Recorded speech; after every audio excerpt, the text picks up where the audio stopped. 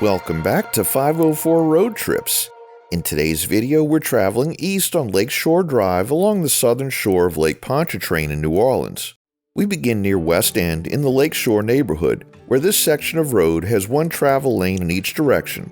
The center alternates between a two-way left turn lane and narrow, raised paved medians. On our right is a two-way protected bicycle lane separated from motor traffic by flexible posts.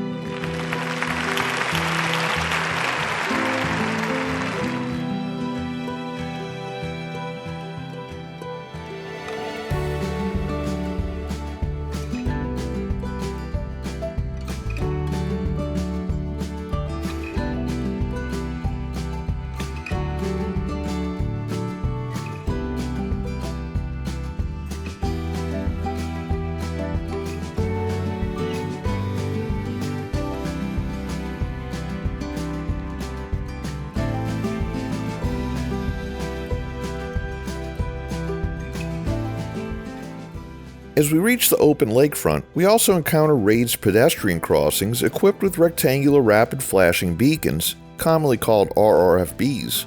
Pedestrians activate these amber lights before crossing, while the raised crosswalks also encourage drivers to slow down. Much of the land around us didn't exist in its present form until the Orleans Levee Board's massive lakefront reclamation project began during the 1920s. Sand pumped from Lake Pontchartrain created more than 2,000 acres of new land, along with the stepped concrete seawall, public parks, and residential subdivisions that now line the shore. Along this opening stretch is Shelter No. 1, one of several numbered recreation shelters along Lakeshore Drive. Shelters 1 and 2 were constructed during the 1930s as substantial restroom and concession buildings serving people visiting the lakefront. Nearby is the Mardi Gras Fountain, built in 1962 and decorated with ceramic crests representing New Orleans carnival organizations. The fountain was rehabilitated after Hurricane Katrina with 3 independently controlled rings of water jets and colored lighting. Together, the shelter, fountain, seawall, bicycle lane, and broad lake views make this one of the city's most distinctive recreational corridors.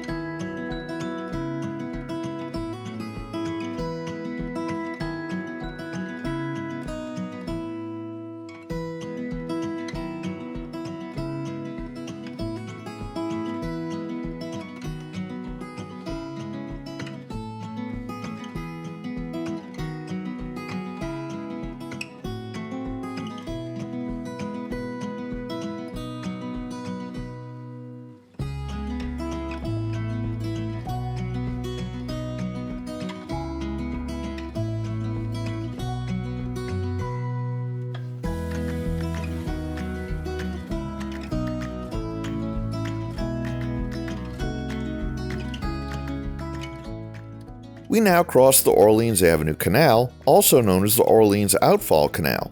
It's one of the 3 principal drainage outfall canals that carry rainwater from New Orleans pumping stations toward Lake Pontchartrain. Near the lake is a permanent closure and pump complex added to the city's post-Katrina hurricane protection system. Its gates can prevent storm surge from entering the canal, while powerful pumps continue moving rainwater out of the city when the gates are closed. To our right is the northern edge of Lake Vista, a residential subdivision developed on the reclaimed lakefront during the 1930s and 1940s. Lake Vista is known for its unusual layout of curving streets and broad green spaces that extend through the neighborhood. Ahead on the right is Shelter No. 2. Like Shelter No. 1, it dates from the 1930s and was designed to provide restrooms, concessions, and gathering space for lakefront visitors. The shelters are part of the larger Lakeshore Park system, which extends for about 5.5 miles along Lakeshore Drive. In addition to the numbered buildings, the park contains small covered pavilions, picnic areas, benches, lawns, and access to the seawall. The entire corridor remains a popular local destination for bicycling, jogging, fishing, picnicking, and simply watching the changing conditions across Lake Pontchartrain.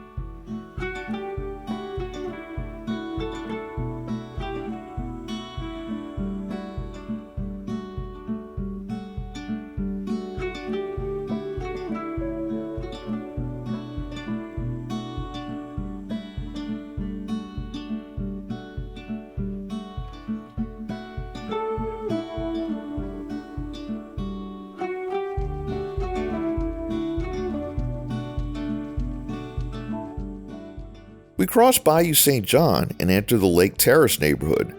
Bayou St. John is a natural waterway that once provided an important connection between Lake Pontchartrain and a short overland portage leading toward the Mississippi River. Indigenous peoples used the route before European colonization, and it later helped guide early French settlement in the New Orleans area. Lakeshore Drive has moved slightly inland, placing us farther from the open water. Lake Terrace was developed in the early 1950s on land created by the same lakefront reclamation program. At the Perez Avenue traffic circle, the road passes around the landscaped center and its mid-century Lake Terrace fountain. Beyond the circle, homes appear on the lake side of the road for the first time during this trip.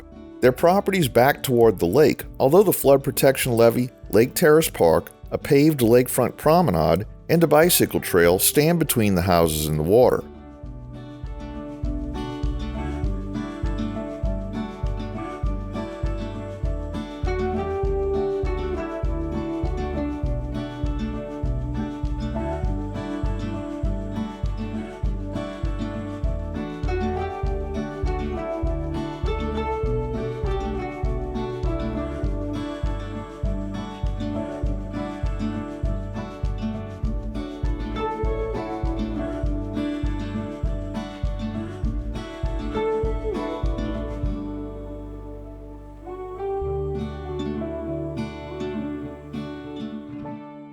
We cross the London Avenue Canal, the easternmost of New Orleans' three main outfall canals.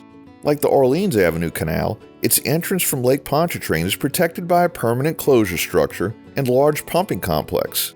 We're now traveling along the northern edge of the LSU New Orleans campus, which was officially called the University of New Orleans until July 1, 2026, just 10 days before this video was filmed. The university began as Louisiana State University in New Orleans, commonly shortened to LSUNO. It opened here in 1958 on the grounds of a former United States Naval Air Station and became the first racially integrated public university in the South.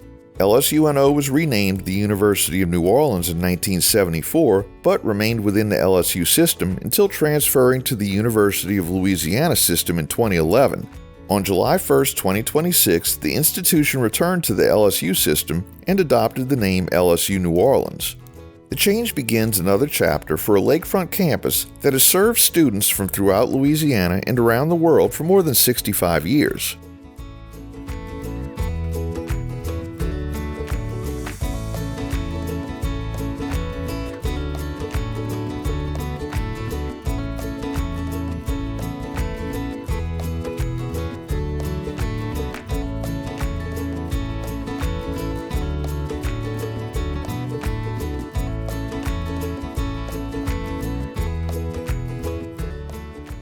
As we reach the Elysian Fields Avenue traffic circle, Lakeshore Drive east of the circle is blocked by temporary barricades. No reason for the closure was posted at the scene, so we conclude today's video here at Elysian Fields. Thanks for watching. If you liked this video, please give us a thumbs up, subscribe, leave a comment below, share and follow us on social media, and join us for our next 504 road trip.